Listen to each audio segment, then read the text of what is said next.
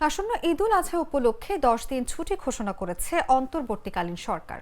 মঙ্গলবার সচিবালয় উপদেষ্টা পরিষদ সভায় এই সিদ্ধান্ত নেওয়া হয়। পরে প্রধান উপদেষ্টার প্রেস সচিব শফিকুল আলমের ভেরিফাইড ফেসবুক পেজে এক পোস্টে এ তথ্য জানানো হয়।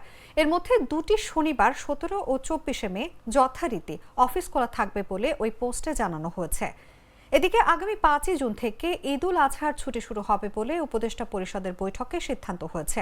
ছুটি শেষ হবে 14 জুন। মঙ্গলবার প্রধান উপদেষ্টার কার্যালয়ে অন্তর্বর্তী সরকারের উপদেষ্টা পরিষদের বৈঠকে ছুটির এই সিদ্ধান্ত হয়। গত ঈদ উল ফিতরে 28 মার্চ থেকে 5 এপ্রিল পর্যন্ত টানা 9 দিন ছুটি ছিল। ঈদে টানা 5 দিন ছুটি আগেই ঘোষণা করেছিল সরকার। সেখানে নির্বাহী আদেশে আরও একদিন ছুটি বাড়ানো হলো।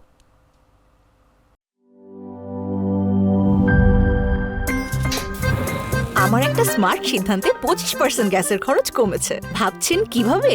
সাধারণ গ্যাস স্টোভ বদলে আমি এনেছি আরএফএল গ্যাস স্টোভ। এর সাইন্টিফিক নজল ও ব্রাস বার্নার ক্যাপ সমানভাবে তাপ ছড়িয়ে রান্না করে দ্রুত।